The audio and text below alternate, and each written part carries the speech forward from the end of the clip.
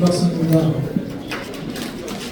저희가 작년 12월 3일날 대통령께서 피를 통한 충격으로 대한민국을 구하기 위해서 비상기금이라고 하는 국가기금을 발동하셨는데 다 기억하시겠지만 7월 7일날은 국회에서 탄핵소추가 의결됐는데 그 다음 주 14일날 탄핵소추가 의결이 돼서 직무가 정지되셨죠. 저희가 그 전 목사님이 중심이 돼서 대한민국이 침체되어 있을 때 모든 국민들이 좌절하고 있을 때 목사님께서 전국을 보시면서 국민들을 권면하고 또 계몽하면서 저희 지지율도 50% 이상으로 끌어올리는 일을 목사님이 주도하시는 광화문 외국 분들께서 해주셨습니다. 그래서 우리가 금년 1월, 2월, 3월까지는 대통령께서 분명히 탄핵이 기각될 것이다. 많은 국민들도 4대4, 5대3 이런 말들이 나왔는데 제가 최근에 아는 바로는 대통령실도 선거 3, 4일 전까지만 해도 분명히 4대4로 기각될 것으로 거의 확신하고 계셨기 때문에 사저로 옮기는 것을 거의 고려하지 않았다고 제가 듣고 있습니다. 그러나 우리가 며칠 사이에 재판관들이 양심을 저버리고 또 헌법을 위반하면서 전 국민을 이 침통으로 떨어뜨리는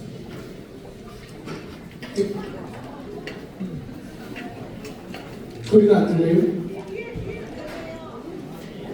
더 이상 크게 할 수가 없잖아요.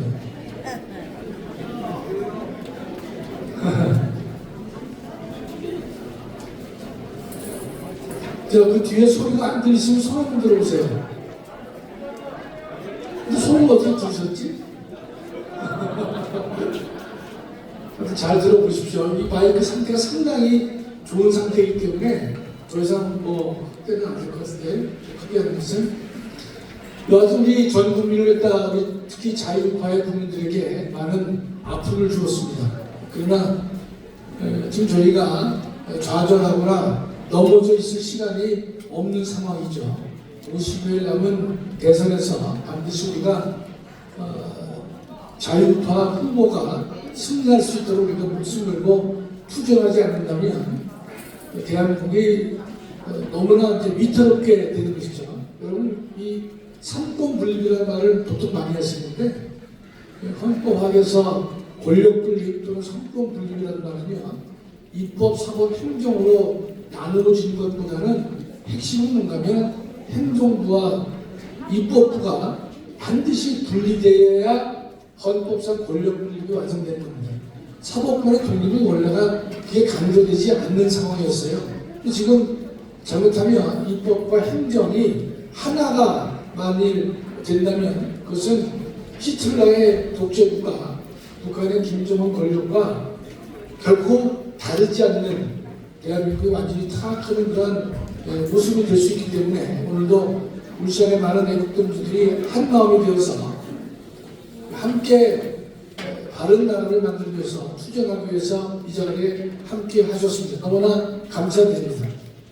제가 이렇게 오늘 말씀드릴 내용은 근본 헌법재판소 결정이라기보다는 또는 판결이라기보다는 정의를 깡그리 무시한 하나의 휴지에 불과한 것이다. 제가 심하게 말씀드린 것이 아니라 그 왜 휴지에 불과한 것인지 제가 법리적으로 여러분께 간결하게 소개를 해드리도록 하겠습니다. 제가 방금 보이시죠? 정의를 깡그리 무시한 파렴치한 것으로 판결이라기보다는 휴지에 불과하다. 쓰레기에 넣어야 될 만한 결정이라고 말씀을 드릴 수 있겠습니다. 이유를 제가 간략하게 설명을 드리겠습니다. 첫째 보면 대통령이 헌법재판소는요 마치 자신이 대통령이냐 대통령의 지위를 대신했다. 이게 무슨 뜻이냐면요. 이 비상계엄은 대통령만이 선포할 수 있거든요. 대통령의 고유권한인데 그 고유권한에 속하는 것을 민주적 정당성이 매우 부족한 헌법재판소가 이 5천만 국민이 뽑은 대통령의 지위를 대신하면서 대통령의 지위를 박탈했기 때문에 이런 이제 표현을 제가 쓰는 것이에요. 상황 요건에 대해서는 헌재가 판단을 자제하는 것이 옳은데 적극적으로 자제하면서 대통령의 비상계엄 선포를 마치 범죄를 범한 것이냐 했다 이런 뜻입니다. 다음에 하나씩 보면 이런 겁니다. 헌재는 뭐라 그러냐면 계엄 선포가 고도의 정치적 결단을 요하는 행위라 하더라도 그 위헌 위법을 심사할 수 있다. 대통령의 이 계엄 선포가 고도의 정치적 결단이지만 위헌 위법을 판단할 수 있다. 이렇게 말을 하고 있거든요. 이거는 어떤 모순이느냐? 다음 장 보겠습니다. 이 문제는 어떻게 되어 오느냐면요. 비상계엄 선포는 대통령의 고도의 정치적 결단에 해당하므로 그 위헌 여부를 위헌 여부에 대한 사법적 심사가 자제되어 있다. 그 헌법재판소가 그 위헌 여부를 적극적으로 심사해서는 안 된다라고 봐야 됩니다. 이런 고도의 정치적 행위라고 해놓고 헌재가 적극 관여할 수 있다고 하는 것은요, 상호 모순되는 이야기가 된 것입니다. 이런 예컨대 과거에 노무현 대통령 당시에 이라크 파병 결정에 대해서 헌법재판소가 노무현 대통령의 이라크 파병을 결정한 것이 위헌인지 아닌지를 헌재가 판단한 적이 있습니다.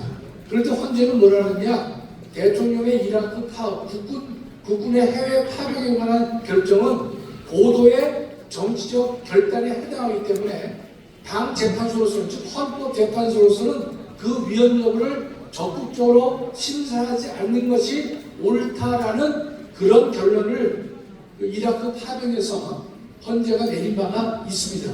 그렇다면 이번 결정에서도 이 비상계엄에 대해서 헌재가 적극적으로 판단해서는 안 되는 것인데 마치 본인이 대통령의 지위를 가름한 것이냐 대책을 하면서 했기 때문에 휴지에 불과하다 이렇게 하는 것이에요. 그러니까 사법적 심사가 자제되는 것이 옳겠지만 그렇다고 비상계엄의 위헌 여부의 판단이 모두 면제되는 것은 아니다. 이렇게 문장이 되어야 되는데 너무나 이게 논리에 안 맞는 얘기를 하고 있다 이런 뜻입니다. 다음에 그다음에 이제 이런 또 말을 합니다. 근데 이 국가 비상사태가 발생하려면은 행정과 사법의 기능이 현저히 곤란한 상황이 있어야 되는데 헌재는 유독 이 단어를 강조합니다. 7조를 보시면 곤란한 상황이 현실적으로 발생이 된다. 그러니까 이 곤란한 상황이 헌정 질서에 부정적인 영향을 주는 것까지는 안 되고 현실적으로 발생해야 되는데 실제로 발생하지 않았다 그래요. 그러면서 드는 예가 뭐냐? 다음이요. 그리고 2025년도 예산안은 헌재의 논리는 이렇습니다. 실제로 보면 그 예산안은 아직 통과가 안 됐다는 거예요. 예결위만 통과됐고 본회의의 의결이 없었다고 하면서 이와 같은 예산농단이 국가 비상사태를 현실적으로 위해를 발생하지 않은 것이다라고 말을 하고 있다는 말이죠. 그럼 이게 말입니까? 우리가 지금 민주당이 다수당을 점하고 있지 않습니까? 그러면 예결위를 통과했다고 하는 것은 본회의 통과는 우리가 너무나 분명한 사실이기 때문에 민주당에서 대통령의 특활비라든지 여러 가지 중요한 예산들을 갖다가 없애거나 거의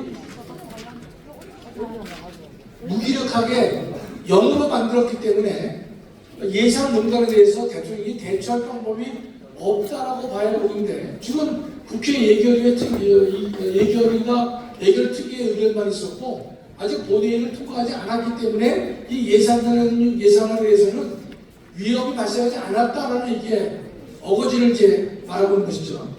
이런 논리를 핀다면 이럴 수 있어요. 2020년도 예산이 집행됐다 하더라도 1월 달에 집행되지 않습니까? 하더라도 아직 이 예산은 집행이 안 됐으니까 현실적으로 위협이 발생하지 않았다. 이렇게 거짓된 논리를 필 수 있기 때문에 도저히 우리 상식적으로는 이러한 논리 정리를 받아들일 수가 없다는 것입니다. 다음이요.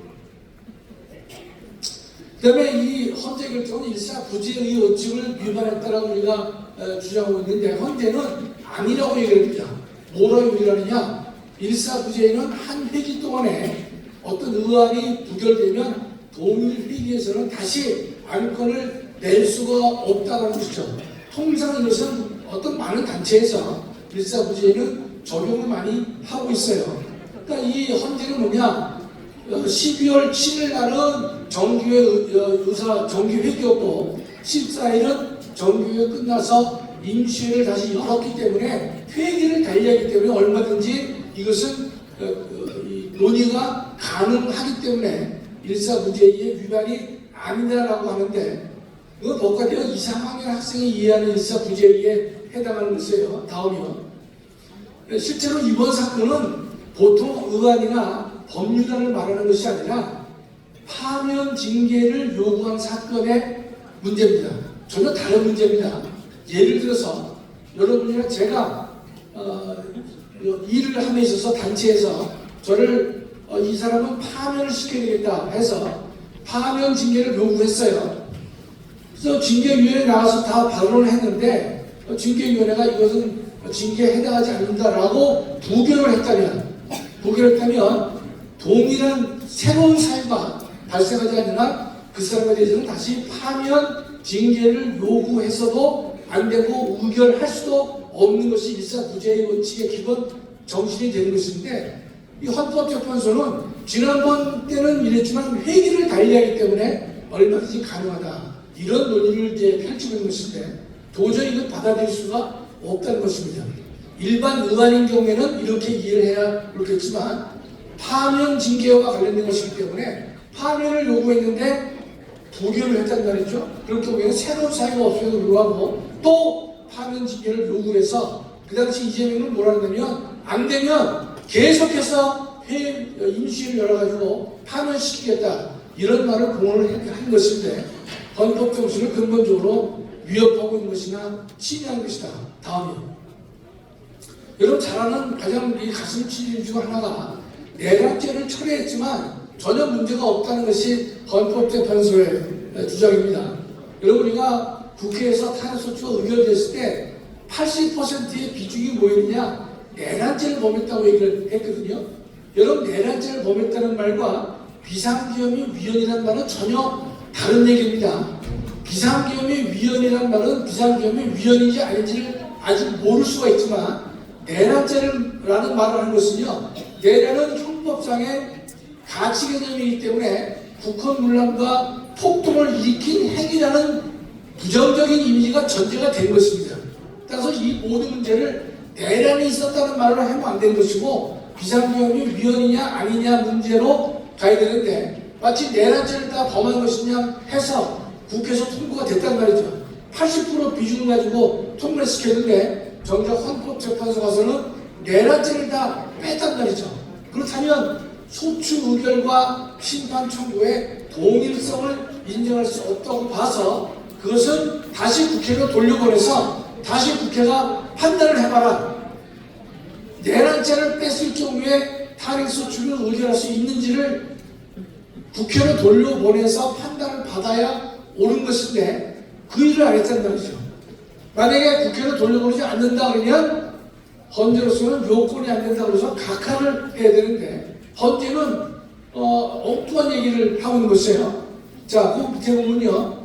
이러할 경우 결과가 달라질 것을 보아야 하는데 그것은 가정에 불과하다. 이게 무슨 말이냐면 우리는 이 안건을 내란죄를 철회했으니까 철회된 것을 다시 국회로 보내서 탄핵소추를 의결하게 한다면 그 탄핵소추가 의결이 안 될 것이다 라고 우리 주장을 하고 있는데 헌재는 뭐라 그러냐 다시 해봐서 다시 한다고 해서 부결된다고 하는 것은 가정에 불과하다 이렇게 우리의 주장을 배척하고 있는 것입니다.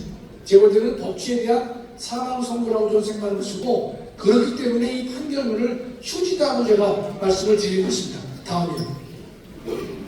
여기서 또 좀 까다로운 말을 하고 있는데 아주 기묘하게 말장난을 지금 하고 있는 것이에요. 첫째 줄을 이제 읽어보겠습니다. 소추의결서에서 내란죄 등 형법 위반 행위로 구속하였던 것을 탄핵심판 청구 이후에 헌법 위반 행위로 포섭하여 이 무슨 말이냐면 내란죄를 철회했단 말이죠. 철회하니까 뭐라 이러느냐? 내란죄 철회하면 안 되지 않느냐? 얘기를 하니까 아니다. 내란죄는 철회했지만 내란죄 문제를 헌법 위반 여부와 같이 합쳐서 판단을 할 수가 있다. 이러한 헤비한 논리를 펼치고 있는 것이에요. 다음에 그러나 내란과 비상계엄의 위험은 전혀 다른 문제입니다. 내란은요, 국헌문란과 폭동이 있어야만 가능한 것이 내란이고, 대통령은 내란 외환의 죄를 범한 경우를 제외하고는 형사상 소추의 책임을 지지 않는 것이 우리 헌법의 기본 정신인데, 지금 예컨대 만일에 이 문제를요, 내란으로 가지 않고 비상계엄으로 했다면요, 비상계엄이 가상 위헌이라 하더라도 그것은 내란이 되는 것이 아니라 직권남용밖에 안 되는 것입니다. 저들은 본다면 내란으로 엮은 이유는 내란으로 엮어야만 대통령을 탄핵을 할 수 있는 것이고 형사소추를 할 수 있기 때문에 내란으로 국회에서 의결을 받아놓고 정작 헌재 가서는 내란죄를 빼서 직권남용의 문제만 하고 있는 것인데, 제가 보시면 마지막에 이 5째 쟁점에 대해서 내란의 내자도 언급이 없다. 이게 무슨 말이냐면, 내란죄 여부를 헌법 위반에 포섭해서 다루겠다라는 말로 무마를 해놓고서 정작 헌재에서는 5가지 쟁점이 있었거든요. 비상계엄이 위헌이냐, 포고령 1호가 위헌이냐, 국회에 대한 계엄군 투입이 위헌이냐, 정치인 체포가 위헌이냐, 마지막에 중앙선관위의 계엄군 투입이 위헌이냐, 즉 비상계엄이 위헌인가 아닌가만을 헌재는 판단을 하고 있다는 것이에요.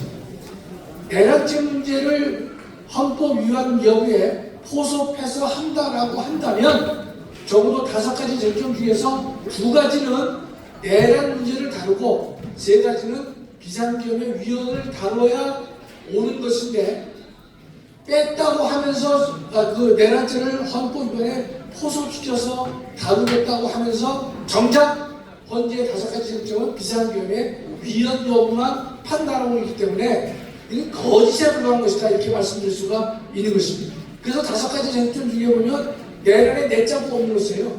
포섭해서 다루겠다고 본인들도 얘기했지만 거기에 해당하지 않았다는 뜻입니다. 다음이요. 실제로 내란죄를 몰았기 때문에 소추가 된 거 아니겠습니까?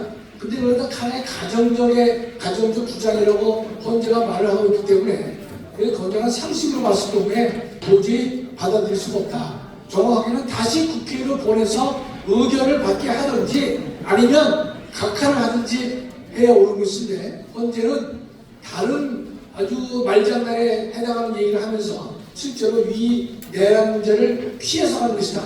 정말로 통탄을 얘기 할 수가 없는 것입니다. 다음이요.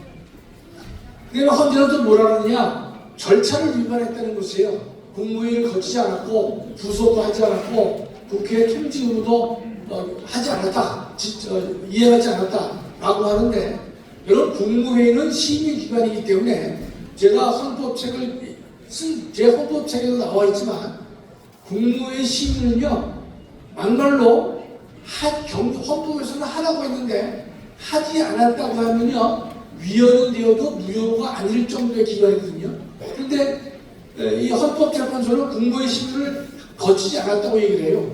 그러나 이상민 행안부 장관은 뭐라고 지원했냐면, 당일 대통령은 국무위원이 정용수가 찰 때까지 기다렸다라고 지원을 한 바가 있단 말이죠. 그럼 그날 밤 10시에 대통령실에 모여서 국무위원들이 차 마시러 온 거 아니거든요. 뭔가 헌법상 필요한 국무회의에 대한 심의를 하려고 한 것이고, 그렇기 때문에 정족수가 될 때까지 회의를 미뤘다고 하는 것은 국무회의 심의를 거치지 않았다고 볼 수가 전혀 없음에도 불구하고 국무회의 심의를 안 했다는 것이에요. 그 때문에 부서를 거치지 않았다. 부서는 대통령 행위에 옆에 사인하는 건데, 통상 보면 사무부서, 일이 벌어진 다음에 사후부서도 얼마든지 이루어지고 있고 그게 관행일 수가 있거든요.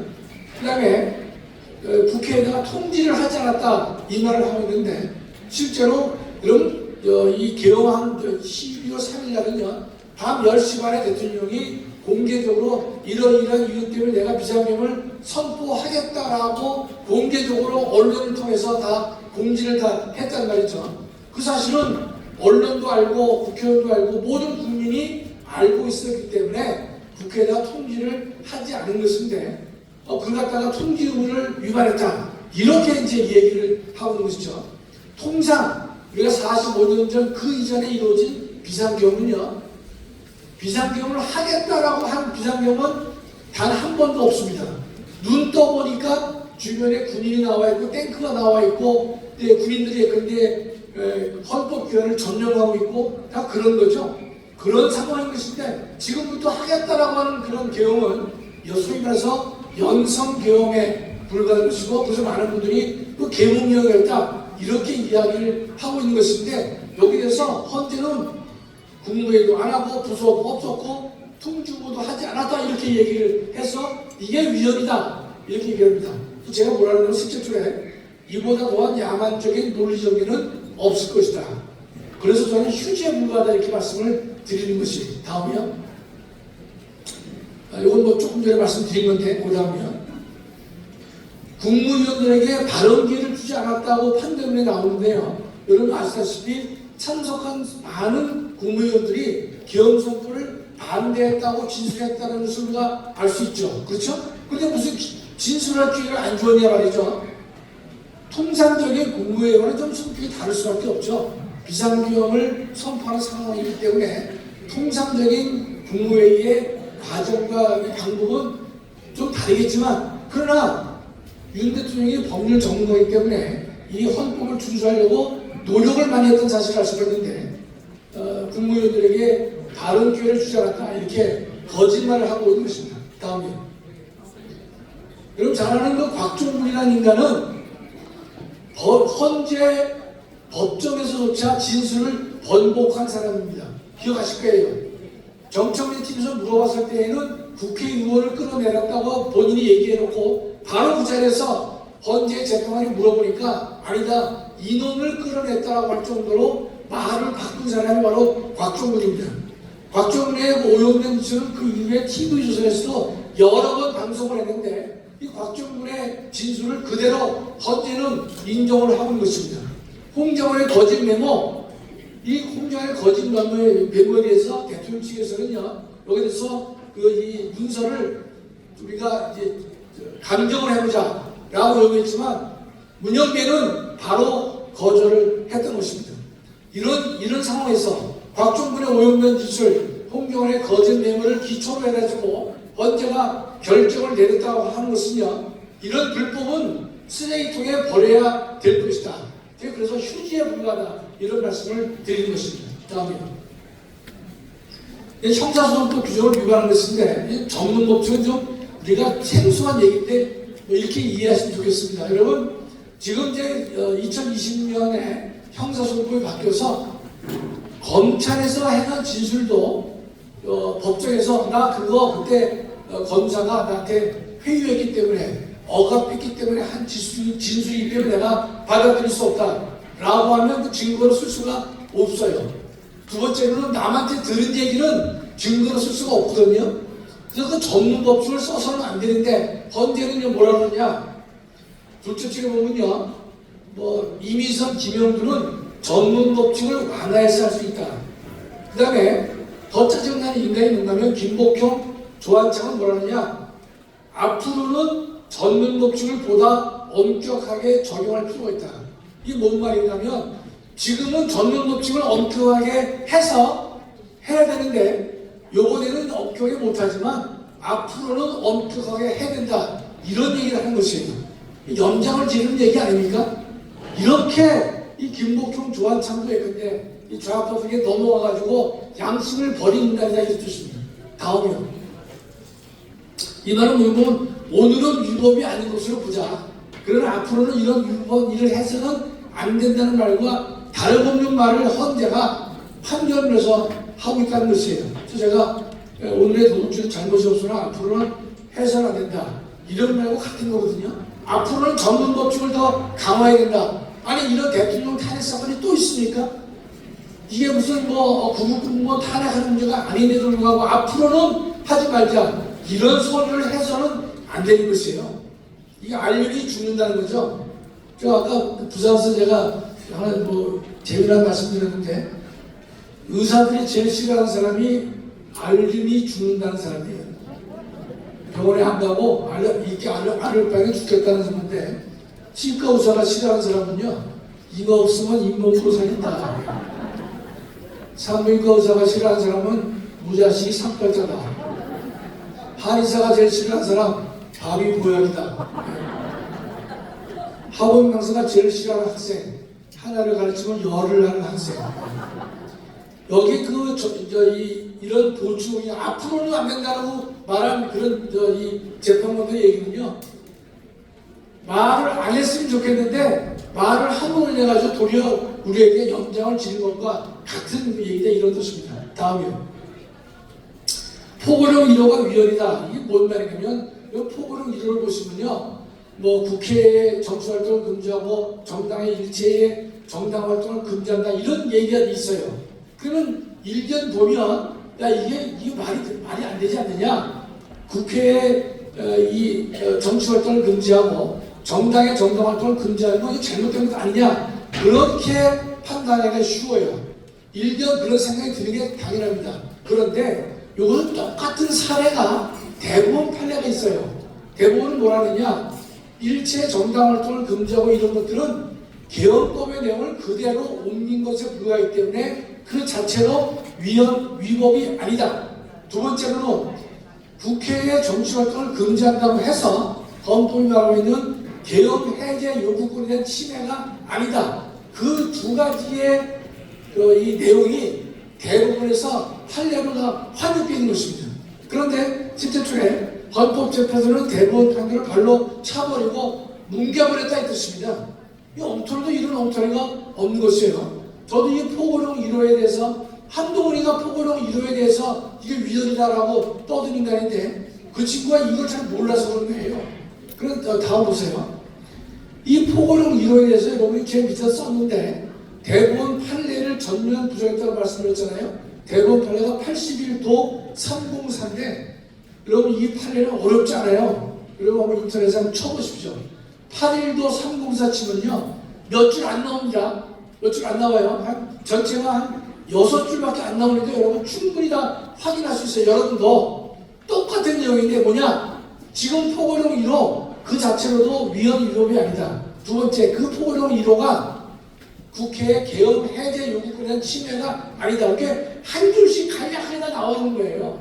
확인된 거예요. 그 판례를 갖다가 대법원은 완전히 무시하고 있다, 이런 뜻입니다. 다음이요. 부정선거 의혹과 관련돼서는요, 우리가 근데 부정선거가 의혹이 결정적인 게 드러났으면 우리가 왜 그 관련자를 처벌하면 되잖아요. 그러나 많은 국민들이 봤을 때는 이 부정선거의 의혹이 여러 가지 각도에서 있다라고 보여주는데 확실한 증거가, 확실한 하나가 나타나지 않았단 말이죠. 그러니까 대통령으로서는요, 국정을 해서 선관위에 대한 모의 해킹도 해보니까 7번 해봤더니 6번이 틀렸다고 해서 결과까지도 바꿀 수 있는 보고를 받고 보니까 대통령으로서는 이 선거 부정은 민주주의 자체를 부정한 것 아니겠습니까? 하다 보니까 이번에 대통령께서는 이 선관위를 갖다가 이 정확하게 체크를 해봐야 되는데, 이 부정선거 의혹에 대해서 한번 정확하게 좀 밝힐 필요가 있는 것이다. 그래서 국회보다 더 많은 숫자가 개헌군이 선관위에 투입이 된 거란 말이죠. 그 대통령께서 이번에 이 부정선거 의혹에 대해서 한번 밝혀봐야 되겠다라고 한 것인데, 그러나 그 둘째 보시면요, 의혹이 있다는 것만으로 중대한 위기 상황이 현실적으로 발생했다고 볼 수 없다, 이렇게 말을 함으로써 이 부정선거 의혹을 완전히 박살을 내고 있는 것이에요. 우리가 예컨대 거짓 증거가 분명히 있을 때는 처벌하면 되는데, 거짓 증거가 분명한 것은 없고 여러 가지를 보면 거짓이 있다라고 하는 개연성이 많이 있었기 때문에 이걸 분명히 우리가 가타부타 확인해보자. 그러나 선관위가 대부분 선관위의 지방의 시도군, 시군군 간에 현직 그 판사들이 위헌정을 맡고 있기 때문에 이 법원의 압수수색 영장이 발부가 안 됩니다.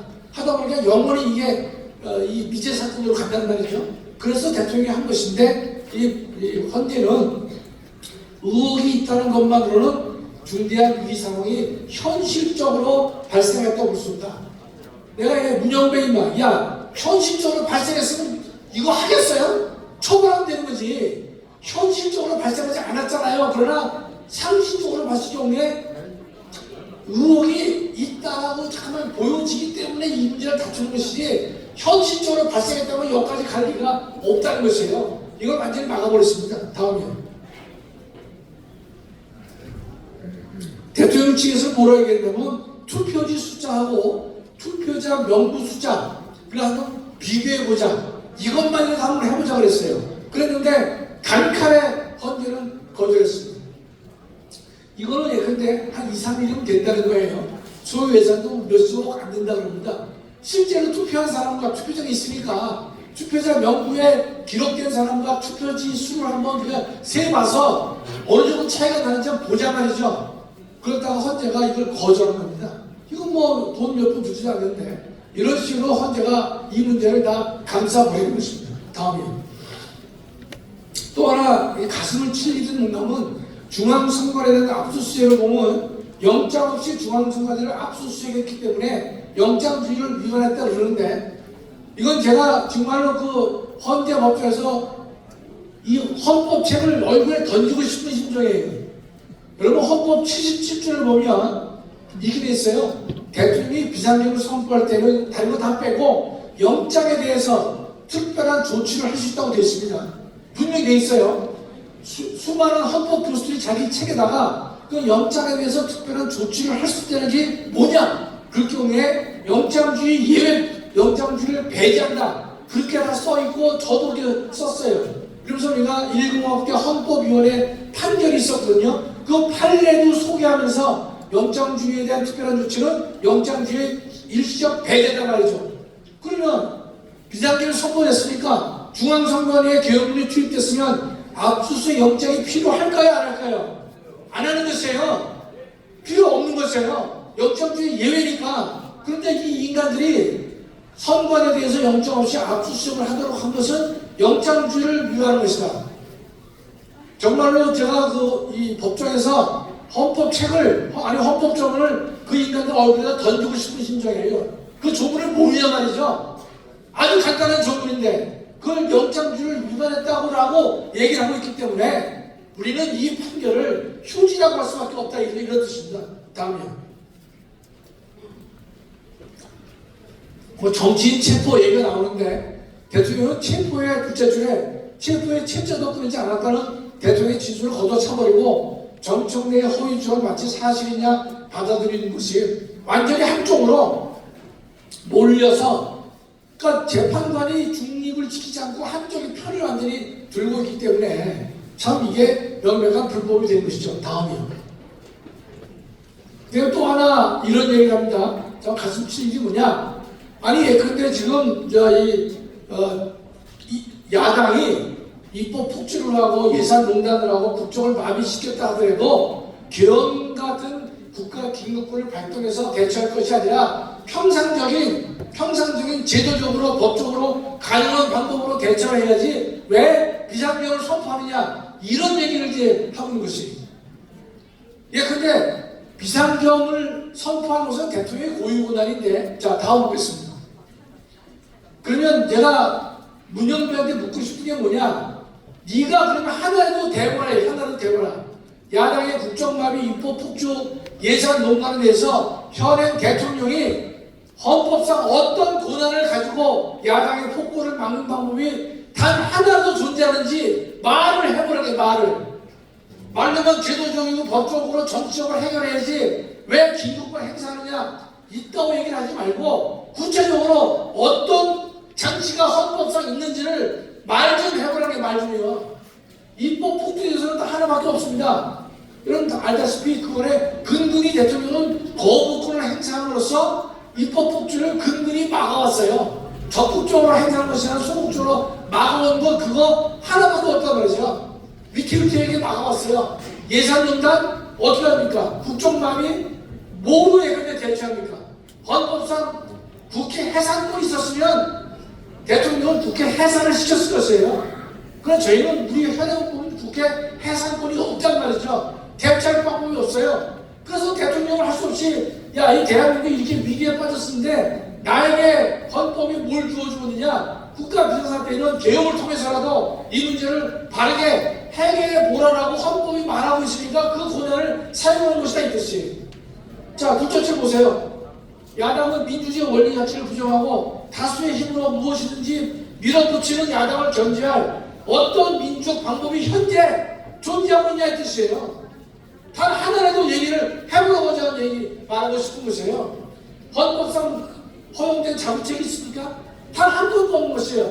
여기에 대해서 시건방지게 물은 데가 또 재판관들이 아니 그런데 다른 방법으로 하지 왜 굳이 이 방법을 선택했느냐 이렇게 대통령을 꾸짖을 자격이 있느냐 이 뜻이에요. 없는 것이에요. 가서 어떤 일이 있다 하더라도 헌재는 대통령이 아니잖아요. 대통령이 헌법상 분명히 대통령은 이러이러한 경우에 이럴 때는 병력으로서 비상경을 선포할 수 있다고 된 것인데 헌법재판소의 동의를 받아서 비상경을 선포합니까? 세상에 앞으로 대통령은 개혁을 선포 못해요. 개혁 선포하면 다 내란으로 될 것이고 개혁 선포하면 다 위헌을 할 것이고 깜빡이 늘려고 한다면 헌법 77조에 대통령의 이 개혁 선포를 왜 주냐 말이죠. 이해가 안 되는 거죠. 이해가요. 그런 것에 여덟 인간이 거기에 동조해서 양심을 버리고 했기 때문에 정말 참담한 심정이 알 수가 없는 것이에요. 다음에 자 보세요. 대통령은 뭡니까? 헌법과 국가를 수호할 의무가 있죠. 대통령은 막중한 책임을 느꼈기 때문에 비상경을 선포한 것이에요. 대통령은 국가 수호의 의무가 있고 헌법 수호의 의무가 있는 것이에요. 그렇다면 대통령이 지금의 상황을 그대로 방치한다면 대한민국은 무너져 내릴 것이다. 언제 무너져도 이상하지 않다라고 대통령은 그 담화문에서 얘기를 하고 있지 않습니까? 그렇다면 대통령 할 수 없이 비상경을 선포했는데 그 선포를 파면을 정당화할 정도의 중대한 위헌이라고 판단하면 이건 도대체 앞뒤가 맞지 않아도 한참 맞지 않은 것입니다. 다음이요. 그래서 제가 근본 탄핵 이용 결정은 이 헌법수의 사명을 저버린 것이죠. 이재명이 읽어준 내용 그대로 받아준 것에 불과해요. 박영민 우리 집사람은 나보고 이재명이는 빼래. 또 고소 고발 당할까봐. 저는 이제 재판을 많이 받고 있습니다. 현재 심각한 정도는 아니지만은 제가 이건 못 뺀다. 저 인간이 읽어준 내용을 물론 걔가 읽어준 건 아니겠지만 그런 표현을 우리가 왜 못 쓰냐 말이죠. 양심을 저버린 이 8명의 죄는요 대한민국 역사에서 영원히 우리 기억해야 될 것이고 반드시 응징할 날이 올 것이다 저는 확신하고 있습니다.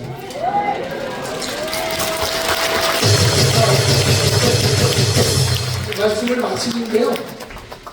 여러분 이번에 국민 저항, 이 저항이라는 단어를 주장하시고 시위에 옮긴 분이 두 분입니다. 하나는 정광훈 목사님이고 한 분은 윤석열 대통령이에요.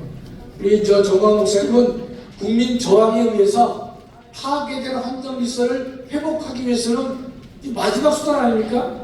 사법적 수단으로서는 도저히 헌정 질서가 회복이 안 돼요. 그렇기 때문에 국민 저항에 의해서 국민 저항은 헌법에 근거가 있건 없건 따질 필요 없습니다. 인간의 권리이기 때문에 언제든지 행사할 수 있는 것이에요. 누구든지 저항할 수 있고 언제든지 저항할 수 있고 어디서나 저항할 수 있는 것이 우리의 저항권의 특성이라 뜻입니다. 우리 목사님께서 그 저항을 통해 가지고 대통령의 지지율이 11%에서 50%까지 올리고 급기야는 야 4대사 기강이 될 것이다 여기까지 올라갔잖아요. 그랬는데 자 우리가 원하는 결과를 얻지 못했지만 그 저항을 정광훈 목사님이 하신 것이고 두 번째 윤석열 대통령도 저항권을 행사한 것입니다. 여러분 예컨대 비상경을 했는데 왜 저항이라는 말을 쓰느냐? 저항은 국민이 하는 저항도 있지만 대통령으로서는 국가를 살리기 위해서 국가적 저항도 저항의 일종이라고 우리가 볼 수가 있는 것이에요. 대통령으로서는 대한민국의 위기를 느낀 것이에요. 그럼 국가를 지키기 위해서 저항권을 발동한 것이 뭐냐? 헌법상 비상계엄이 되는 것이고 그것은 헌법상 개헌권이 된 것이고 국가 긴급권이 된 것입니다. 그러니까 대통령의 비상계엄, 대통령의 국가 긴급 이 모든 것도 그 본질은 저항권과 같은 것이에요. 윤석열 대통령이 행사하신 이 저항권은 긴급권은 아쉽게도 법적으로 좌절했지만 그러나 우리가 전 목사님이 진행하고 계시는 국민 저항의 문제는요 아직도 살아있고 유효하고 앞으로도 우리가 계속 행사할 수밖에 없는 것이다 이런 뜻입니다. 이 국민 저항이 유효화됐을 때는 우리가 윤 대통령에 대한 헌재 결정도 우리가 사실상 번복할 수 있는 그것은 우리가 50여일 남아있는 대선에서 정말 자유우파의 유능한 분을 우리가 대통령으로 만들어서 대한민국을 살리는 그 일에 우리가 매진할 때에 우리의 국민저항은 유효한 것이다, 확보된 것이다 이렇게 보는 것이죠.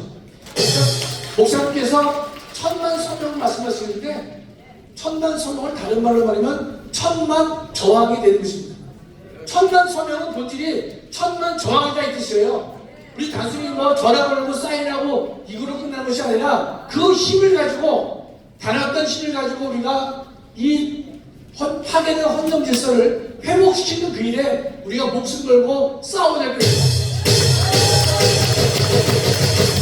그 중심에 전광 목사님이 계시기 때문에 너무나 우리가 감사할 수밖에 없는 것이죠. 여러분 울산에 계시는 모든 애국동지들 정말로 1000만 저항에 적극적으로 동참하셔서 우리가 좌절하거나 실망할 때가 아닌 것입니다. 그럴 시간이 없습니다.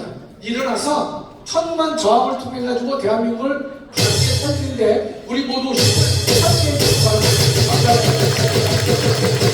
감사합니다.